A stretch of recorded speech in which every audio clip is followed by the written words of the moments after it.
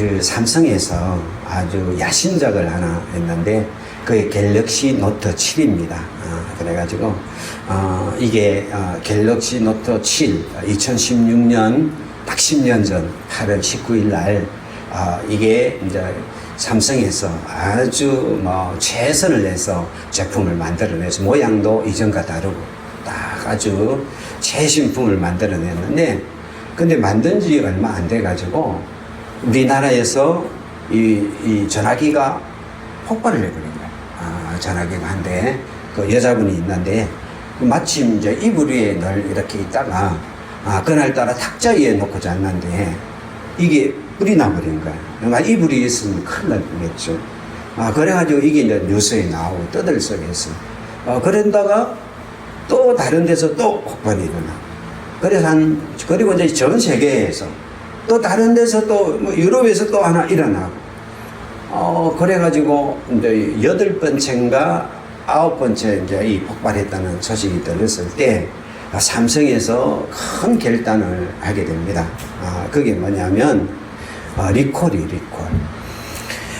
지금까지 팔았던 거 전부 다 그 뭐 고장났과 상관없이 전 세계에 팔았던 걸 다 리콜한다. 뭐 다 반납하고 이렇게 갤럭시 새로 이렇게 문제없이 만든 걸 노트를 바꿔준다. 이래가지고 전 세계적인 리콜을 해요. 그때 들었던 비용이 약 이제 7조 원 정도 들었다고. 7조 원 정도. 이게 그 부품값 손해본 거, 그 다음에 활동 못한 거, 막 이렇게 해가지고, 그러니까 전 세계적으로 막, 그래가 그때 2016년도 막 갤럭시 이건 뭐 못 쓰겠어. 막 이래가지고 전부 다 세계적으로 막 했던, 하니까 아예 싹 다 바꿔줘. 7조 원을 들었어요. 왜요? 갤럭시라는 이름, 삼성이라는 브랜드명 때문에. 이렇게 이 브랜드명 하나를 지키려고, 그거 지키려고 7조를 투자하고 손해를 보면서 전 세계에 있는 갤럭시 노트 7을 다 리콜하는 거야, 이게 이제 삼성이 그때 결정이었어요, 그러다 보니까 이제 이렇게 이제 지킨 거예요. 그래서 올해 이 삼성 브랜드명의 가치가 이번에 발표한 거 보니까 113조 2061억 원이에요.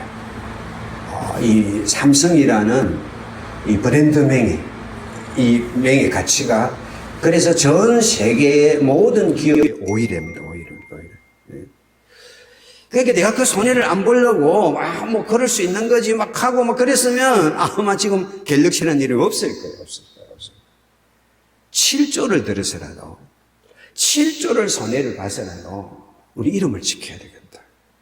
우리 쉽게 말하면 갤럭시라는 또 삼성이라는 이 브랜드를 지켜야 되겠다. 요래 가지고 했더니 지금 그렇게 된 거예요. 어떤 사람들에게는 이름이라는 게 별거 아니에요. 그러니까 뭐 이름을 뭐 지켜, 욕 먹을수록 오래 사는 거예요.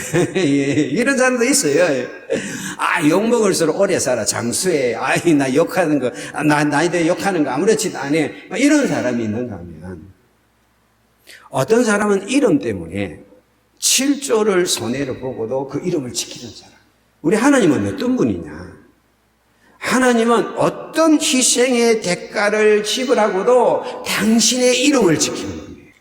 그래서 오늘 본문에 보면 이런 구절이 나옵니다. 같이 읽겠습니다. 시작. 내 영혼을 소생시키시고 자기 이름을 위하여 의의 길로 인도하시는도다. 그래서 자기 이름을 위하여라는 말이 나와요.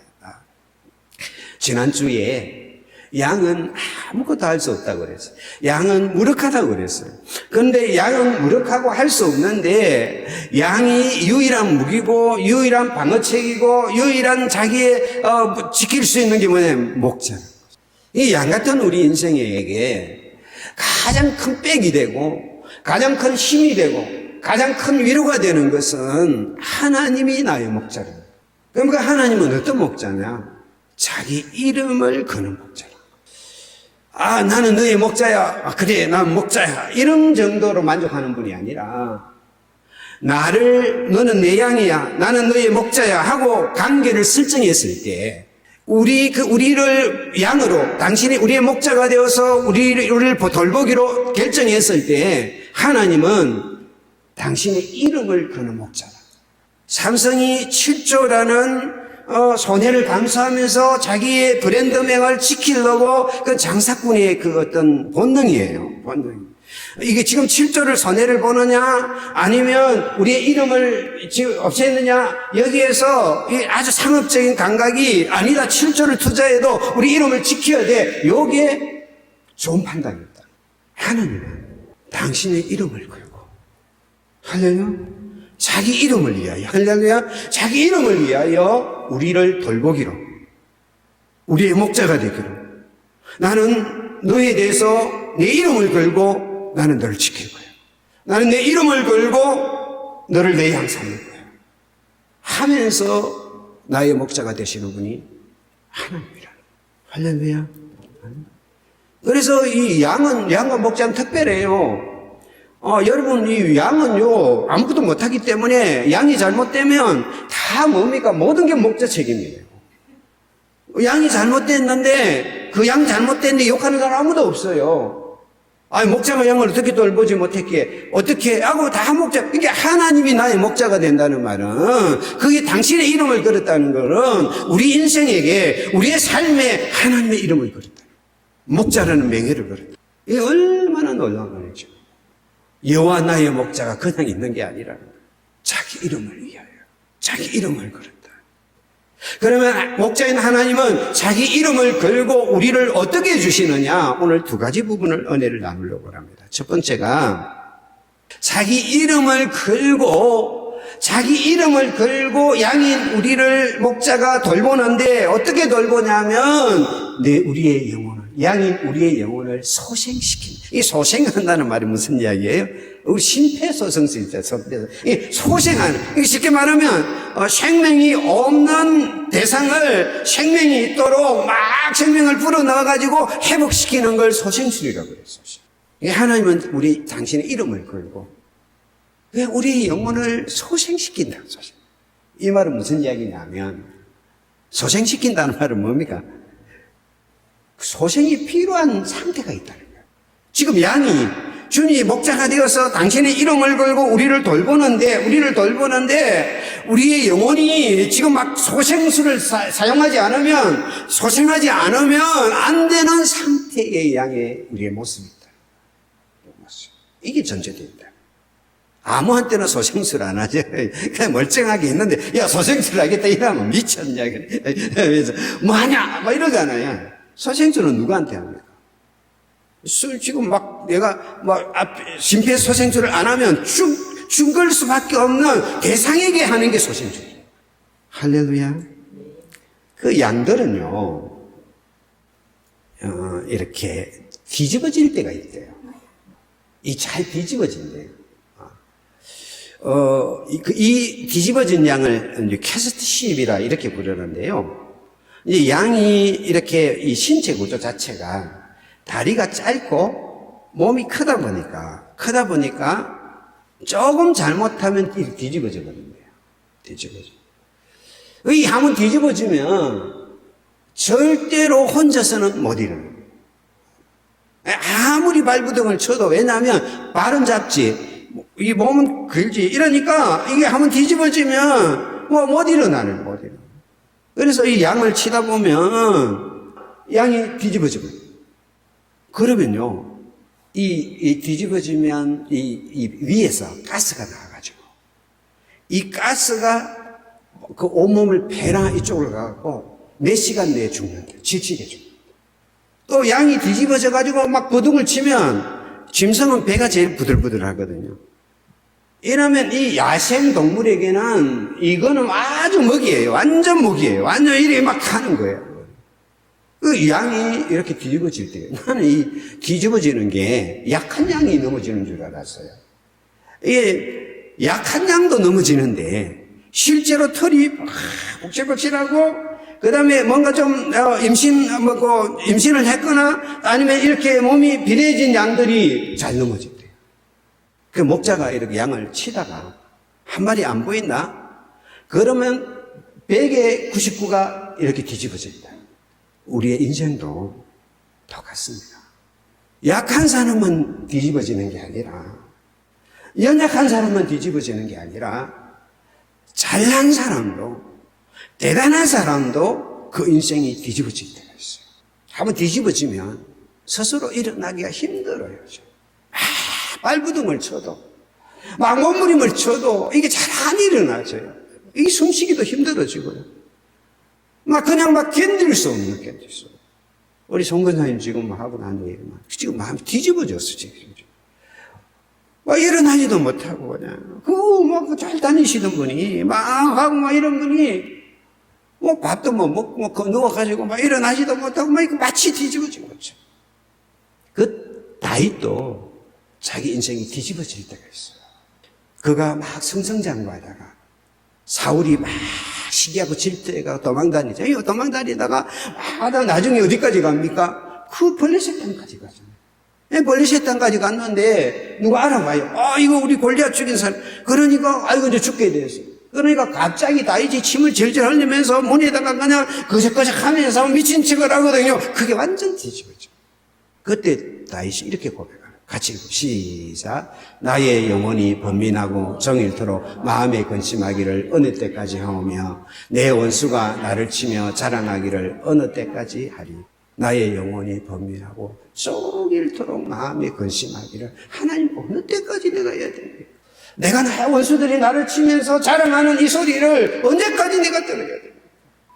그 다윗 같은 위대한 왕도 뒤집어지는 거예요. 나중에 다윗도 성성장구하잖아요. 성성장구해가지고 그 왕이 되고 나라가 안정될 때 그때 한번 뒤집어지고 그 바세바 때문에 뒤집어지고 그때 그가 이런 고백을 하거든요. 내가 입을 열지 아니할 때 종일 쉬는 마음으로 내 뼈가 쇠하였도다. 주의 손이 주야로 나를 누르시오니 내 진액이 빠져서 여름 가뭄에 마름같이 되었도다. 뒤집어지면 그냥 신음하고 그냥 정말 하나님의 누르심 때문에 어찌할 바를 모르는 거예요. 우리 인생이 그럴 때가 있다. 그럼 목자는요, 그 양이 뒤집어지면요 바로 달려간대요. 쉬다가요, 딱 쉬다가 한 마리 없잖아요. 한 마리 없으면요 그대로 양을 걸어두고요 그 뒤집어진 양이 어디 있는지를 막 돌아서 찾으러 다녀요. 그게 아마 99마리 양을 두고 한 마리 양을 찾는 거죠. 왜냐하면 빨리 안 찾으면 죽거든요. 빨리 안 찾으면 질식에 죽든지 아니면 야생동물에 죽든지 그래가지고 막 찾아요. 찾아가지고 막 찾으면 가가지고 절대 알을 안 연대요.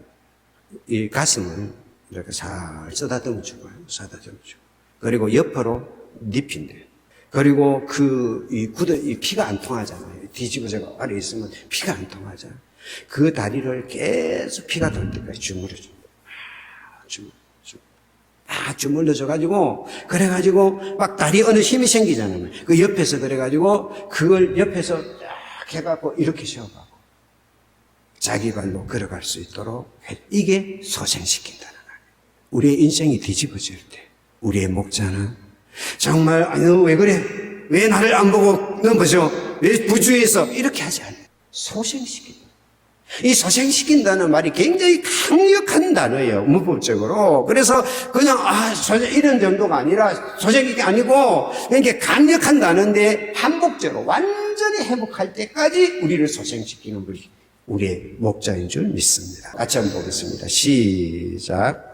주께서 내 영혼을 사망해서 내 눈을 눈물에서 내 발을 넘어지면서 거치셨나이다. 주께서 내 영혼을 사망해서 내 눈을 눈물에서 내 발을 넘어지면서 이게 하나님께서 다윗의 그 넘어진 인생을 찾아오셔가지고 그의 삶을 다 누르고 회복을 시키니까 그 다윗이 그냥 감격에 사는 고백이에요. 오늘 하나님은 우리의 영혼을 사망해서 내 눈을 눈물에서 내 발을 넘어지면서 건져서 우리를 회복시키는 분이 우리의 목자인 줄 믿습니다. 주님은 절대로 우리를 넘어진 상태에 버려두지 않습니다.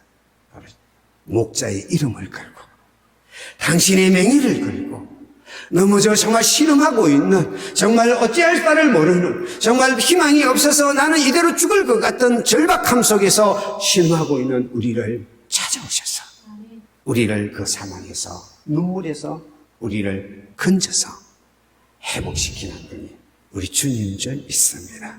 할렐루야. 그래서 시편 147편 3절에는 이렇게 말씀하고 있습니다. 같이 읽겠습니다. 시작. 상심한 자들을 고치시며 그들의 상처를 싸매시는도다. 할렐루야. 우리 하나님은 이 상심하다는 말은 마음이 완전히 부서진 상태를 이야기해요. 부서진 상태를 우리 하나님 어떻게 하시느냐? 고치시고, 이 싸맨다는 말은 꽁꽁 싸맨다는 말. 하나님은 마음이 상하고 깨어지고 부서져서 넘어져 있는 우리를 그대로 버려두지 않으시고 반드시 우리를 고치시고 싸매서 회복시키는 목자가 우리의 목자인 줄 믿습니다. 할렐루야. 그 목자의 손길이 오늘 여러분과 함께 있기를 축복합니다. 여러분의 삶이 무너지고 쓰러져가 있을 때 우리 목자이신 주님은 우리를 소생시키시는 분인 줄 믿습니다. 그래서 에레미야서 31장 25절에 보면 하나님께서 에레미야에게, 이스라엘에게 이렇게 이야기합니다. 같이 읽겠습니다. 시작. 이는 내가 그 피곤한 심령을 상쾌하게 하며 모든 연약한 심령을 만족하게 하였습니다. 할렐루야. 오늘 여러분 마음이 피곤합니까? 오늘 하나님께서는 여러분의 마음을 상쾌하게 하십니다. 내가 너의 마음을 상쾌하게 하겠다. 할렐루야. 오늘 뭐 찜찜했습니까? 뭐 이런 문제 저런 문제 때문에 뭔가 좀 피곤하고, 정말 참 요즘 날씨가 더우니까 더 피곤해지는 것 같아요. 피곤하고 정말 내 연약한 심령 때문에 힘듭니까? 오늘 하나님 말합니다. 내가 내 심령을 상쾌하게 하고 내 연약한 심령을 만족하게 하겠다. 할렐루야. 오늘 목자가 오늘 여러분의 삶을 찾아오셔서 두드려서 여러분의 그 상해진 심령, 연약해진 심령, 피곤한 심령을 상쾌하게 만들어주는 은혜가 있을 줄 믿습니다. 우리가 잘 아는 수가성 여인, 정말 그의 인생이 참 꼬였잖아요. 남편이 다스지 있고 지금 살고 있는 남자도 자기 남편이 아닌 그런 참 꼬여진 인생. 그 당시 수가성 여인이 있었던 그 당시에 남편이란 존재는 뭐냐면 울타리고 그를 책임지는 사람이에요. 그래서 남편이란 울타리가 무너졌다는 것은 그 다음부터 바로 생활보호 대상자가 되는, 그래서 구제 대상이 되는 그런 시대였거든요. 근데 어떤 남편이 하나, 야, 내가 네 남편이 되어주겠다 했는데 남편이 안 되어줘요. 또 내가 네 남편이 되어주겠다, 안 되어줘요. 그래서 다섯 남편이 되어주겠다고 했다가 아무도 그의 인생에 남편이 되어주지 못해. 울타리가 되어주지 못해. 지금 있는 그 사람도 내가 내 남편이 되어서 내 인생을 보호해줄게, 내가 해줄게 이랬는데 남편이 못 되어주는 거죠. 그러니까 얼마나 기구한 인생이에요. 자기 자신의 모습을 봐도 참 인생이 기구해요. 참 의지할 데가 없고 참 바라볼 데도 없고 그 수가성 여인을 바라보는 사람들의 마음도 어떻겠어요? 어떻게 인생이 저렇게 기구할까? 어떻게 저렇게 보호자가 없을까? 그런 인생이죠. 그런데 그런 인생에 예수님께서 목자가 찾아가셨잖아요. 물 좀 달라. 유대인 남자가 뭐 구합니까? 그렇게 포기하죠. 야, 물 주는 내가 누군 줄 알았으면 나한테 물을 구할 건데, 그러면 내 배에 생수가 넘치게 될 건데, 그러니까 그 물 좀 주세요. 나 다 물 안 들어오게. 안 들어요. 그래도 계속 포기하죠. 그래가지고 내 남편 데려오라. 남편 없어요. 네 말이 맞다. 남편 다스리지만 내 남편이 아니고 지금 있는 남편도 너의 남편이 아니니까 네 말이 맞다. 그러면서 계속 그 여인의 상한 마음, 찢겨진 마음, 다쳐진 마음, 무너진 마음을 계속 소생시켜요. 그러다가 예배 이야기를, 우리 사마리아인들은 그리심산에서 예배를 드린다는데 유대인들은 예루살렘 예배인데 어디가 맞아요? 그러니까 아니다. 장소가 중요한 게 아니고 마음으로 예배 드리는 게 중요할 때가 와. 지금 마음으로 예배 드리는 사람을 하나님은 찾고 계세요. 이 말은 무슨 말이냐면 바로 하나님은 너 같은 사람을 찾고 있어. 내가 사마리아인이라고, 내가 참 예배받았다고, 그게 중요한 게 아니야. 마음으로 예배 드리는 자, 신령과 진정으로 예배 드리는 자를 하나님은 찾고 있는데 너를 하나님은 찾고 있어. 그 날에 여인의 마음이 무너져요. 물동이를 부르두고요. 마을로 막 뛰어가요. 내 사정을 알아준 사람이 있다. 내 시혈을 네가 만났다. 막 이야기. 얼마나 가슴이 벅차게 이야기했습니다. 얼마나 가슴이 뜨겁게 이야기를 했으면 그 마을에 있는 사람들이 그 이야기를 듣고 다 여인을 따라와요. 이 수가성 여인이 막 달려가면서 내가 메시아를 만났다 막 외친 거는 그냥 한 게 아니라 자기 인생을 만져주고 회복주고 온전케 하신 그 주님을, 그 선한 목자의 그 은혜를 내 안에 맛보고 나니까 그냥 나도 모르게 터져나오는 그 소리가 사람들의 마음을 움직여서 그 여인이 살고 있는 동네 사람들이 다 예수께로 나와요. 주님은 그의 인생에 무너진 그 수가성 여인의 그 마음을 만져주시고 그것을 다 싸매주시고 이끌어주셔서 그 여인을 회복시킨 분이 우리 주님인 줄 믿습니다. 오늘도 주님은 우리 인생을 살리고 회복시켜 주실 줄 믿습니다. 같이 읽겠습니다. 시작. 피곤한 자에게는 능력을 주시며 무능한 자에게는 힘을 더하시나니 소년이라도 피곤하며 곤비하며 장정이라도 넘어지며 쓰러지되 오직 여호와를 앙망하는 자는 새 힘을 얻으리니 독수리가 날개치며 올라간 같을 것이요. 할렐루야, 할렐루야. 우리 하나님은 살아계신 하나님인 줄 믿습니다. 우리의 목자 하나님은 천지를 만드신 맹천이 한이 없으신 분, 결코 피곤하거나 곤비지 않는 하나님. 그 하나님이 어떤 하나님이라고? 피곤한 자에게는 능력을 주시고 할렐루야, 무능한 자에게는 힘을 더하시고. 여러분 피곤합니까? 여러분 무능합니까? 오늘 선한 목자인 우리 주님은 그 전능한 손길을 가지고 피곤한 우리에게 능력을 주시고 무능한 우리에게 힘을 더하시는 분입니다. 그래서 소년이라도 피곤하고요, 곤비하고요, 장정은 넘어지지만은 여호와를 앙망하는 자, 우리의 선한 목자이신 주님을 바라보는 자, 그 주님의 만져주심을 받은 자, 그 주님의 사랑을 받은 자, 그 주님의 양인 우리에게는 독수리가 날개치며 올랑 같은 은혜가 임하는 줄 믿습니다. 오늘 선하신 목자 우리 주님이 우리의 영혼을, 내 영혼을 소생시키는 그 놀라운 은혜가 여러분에게 넘치기를 축복합니다. 에스겔서에 보면 하나님께서 에스겔을 데리고 골짜기로 가잖아요. 골짜기 간 거기 보니까 마른 뼈들이 가득 차 있거든요. 그때 하나님이 에스겔에게 묻거든요. 인자야, 이 뼈들이 살겠느냐? 살겠느냐? 마른 뼈는 생명이 하나도 없어요.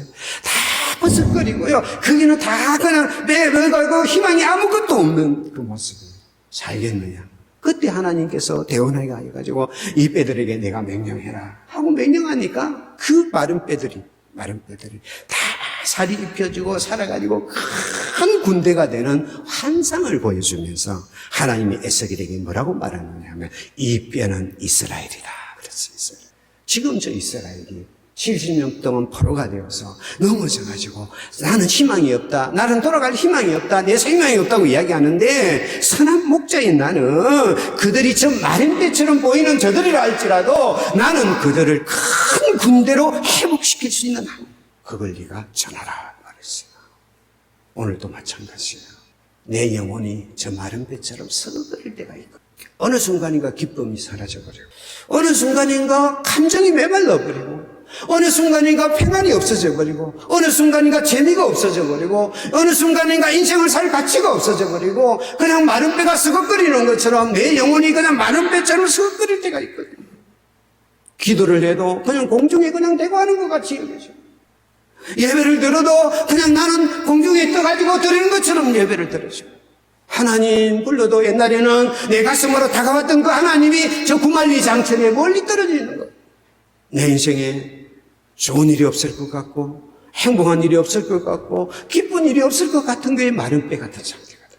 우리 하나님은요 그 마른 뼈에게 살을 입히고요 마른 뼈에 가죽을 입히고요 마른 뼈에게 생명을 풀어넣어줬어요. 큰 군대를 만들 수 있는 분이 선한 목자인 우리 주님이에요.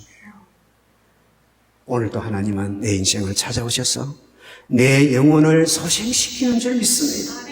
어떻게까지 소생시키느냐? 완전하게, 내가 완전히 회복될 때까지, 내가 완전히 춤출 때까지, 내가 완전히 기뻐할 때까지 내 영혼을 소생시켜.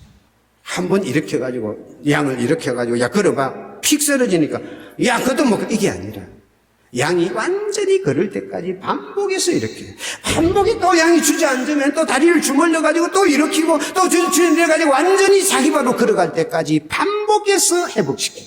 그게 우리의 선한 목자예요. 선한 목자. 세상은요, 나를 위로해 주겠다고 말하고, 나에게 힘을 주겠다고 말하고, 나에게 뭔가 활력을 주겠다고 말하고 다가오지만은, 그러나 몇 번을 시도하다가 안 되면 돌아서는 게 있어요. 내가 힘이 되어줄게요. 내가 활력이 되어줄게요. 내가 너에게 생명이 되어 다가오지만은 가만히 돌아보면 자기 이익을 챙기는 게 있어요. 그러나 우리의 선한 목자는 절대 그러지 않습니다. 그러면 어떻게 회복시키느냐? 같이 한번 읽겠습니다. 시작. 나는 선한 목자라. 선한 목자는 양을 위하여 목숨을 버리겠느냐. 어떻게 우리를 회복시키느냐 하면 목숨을 버려서 회복시키지. 내가 주저앉았을 때는 그렇죠. 뭐 이것도 다 마음이 싫어요. 이것도 싫고 저것도 싫고 다 힘들어요. 어려운데 그때 어떻게 하면 내가 너를 위해서 죽어줬단다. 피 묻은 그 손을 갖고 내 심장을 마사지하고요. 피 묻은 그 손을 가지고 내 손을 일으키면서 일어나라. 내가 너를 위해서 피 흘려 죽었지 않냐. 내가 생명 바치지 않나요? 내 생명을 바쳐 사랑하는 딸아, 내 생명을 바쳐 사랑하는 아들아, 내가 너와 함께 있지 않느냐? 내가 너의 목자지 않느냐? 내가 선한 목자지 않느냐? 내 생명을 바쳐 너를 구원하던 선한 목자지 않느냐? 힘내라 하면서 그 죽으신 그 사랑으로, 십자가의 사랑으로 내 마음을 만질 때 힘이 돼요. 진짜 힘들 때는요, 옆에 와서 위로한다고 하는 말이 짜증이 나요. 힘내라는 말이 짜증이 나요. 그러잖아. 너 뭐 왜 그래 힘들, 내가 힘이 돼줄게. 이것도 짜증이 나요. 진짜 힘들 때는 짜증나요.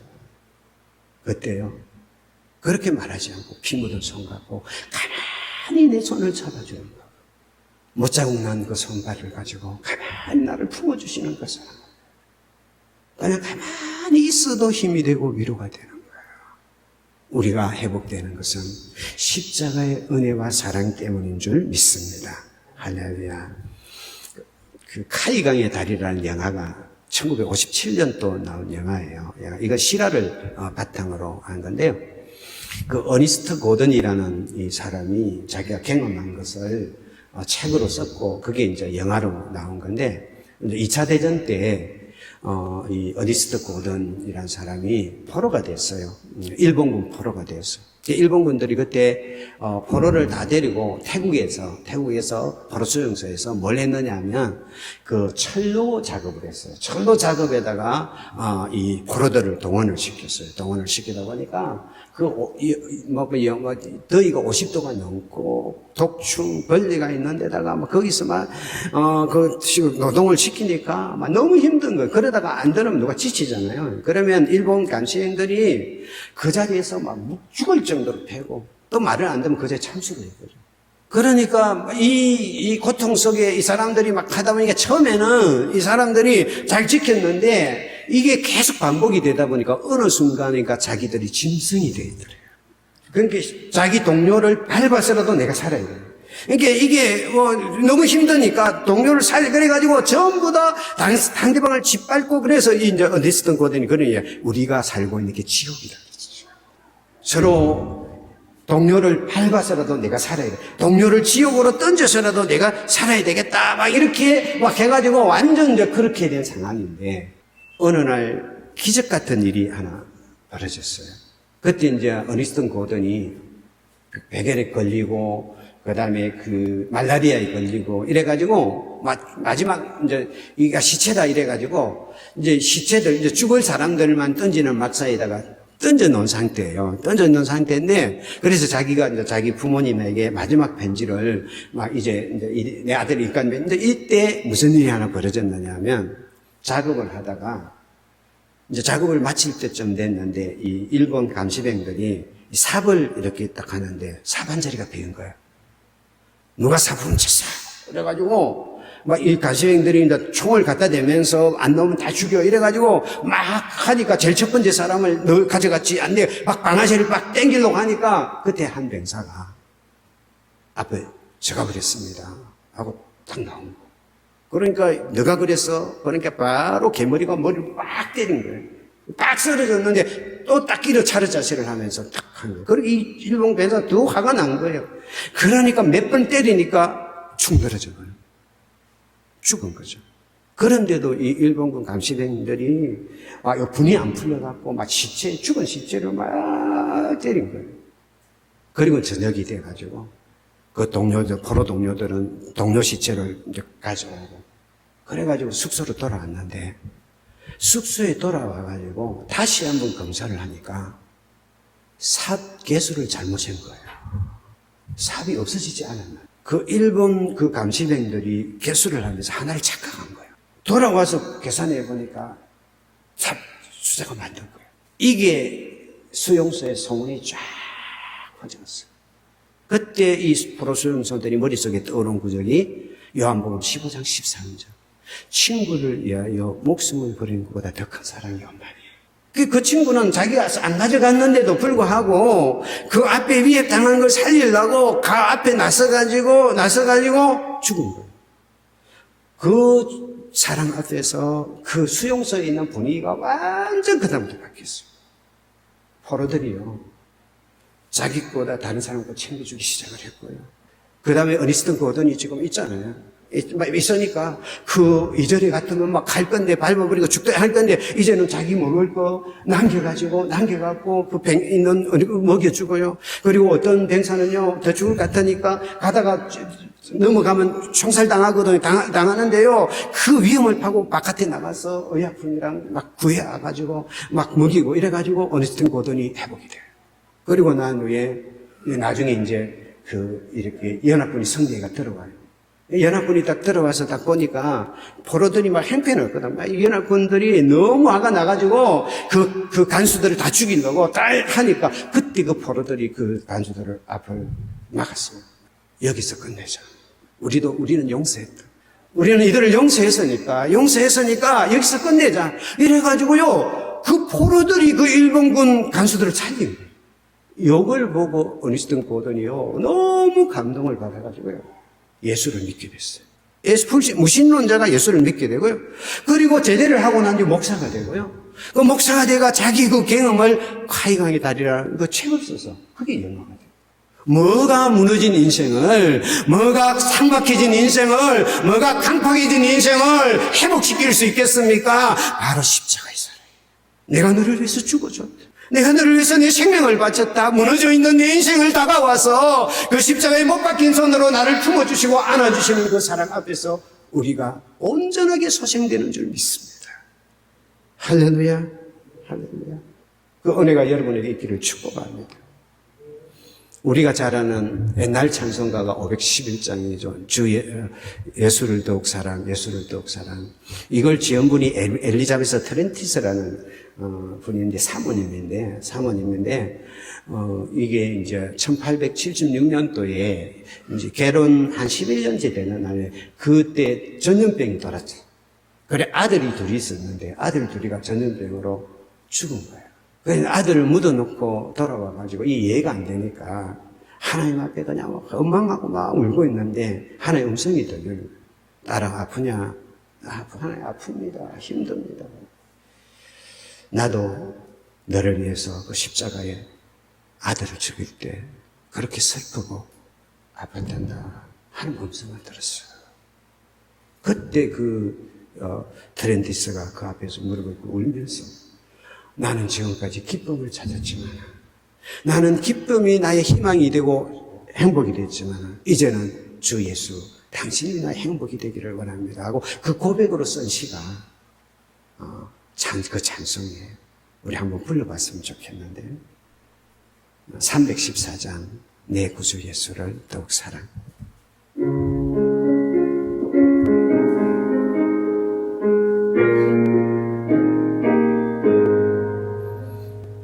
내 구주 예수를 더욱 사랑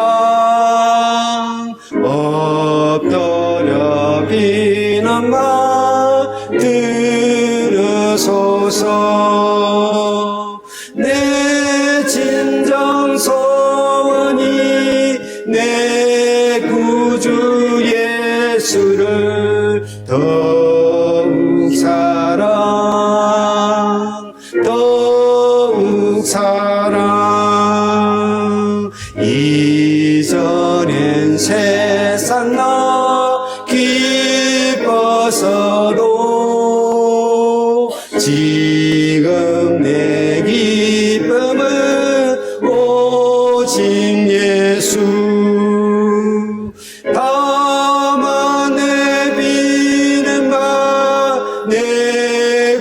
구주 예수를 더욱 사랑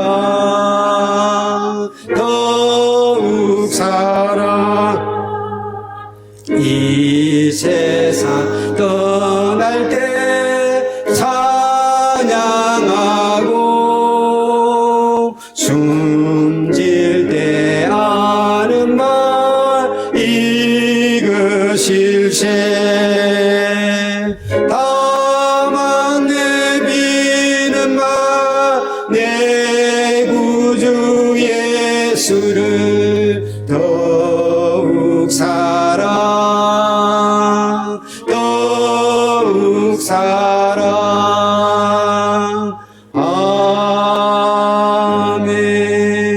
아멘.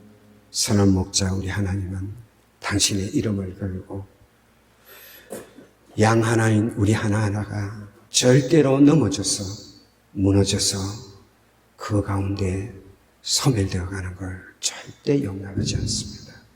우리의 영혼을 반드시 소생시켜 줄 거예요. 할렐루야. 여러분의 삶의 자리가 아무리 어둡고 힘들고 답답할지라도 주님은 오늘도 능력의 손으로 우리를 찾아오셨어. 십자가에 못 박힌 손으로 내 아픔을 만지시고 내 영혼을 만지시면서 우리를 소생시키고 회복시키시는 분이 우리 주님인 줄 믿습니다. 그 주님의 은혜가 여러분에게 넘치기를 축복합니다. 같이 한번 읽겠습니다. 시작. 내 영혼을 소생시키시고 자기 이름을 위하여 의의 길로 인도하시는도다. 그래서 이렇게 쓰거든요. 소생시키고 난 후에 의의 길로 이끄는 거예요. 여기서 길이라는 말은 여러 가지인데 아주 독특한 단어인데요.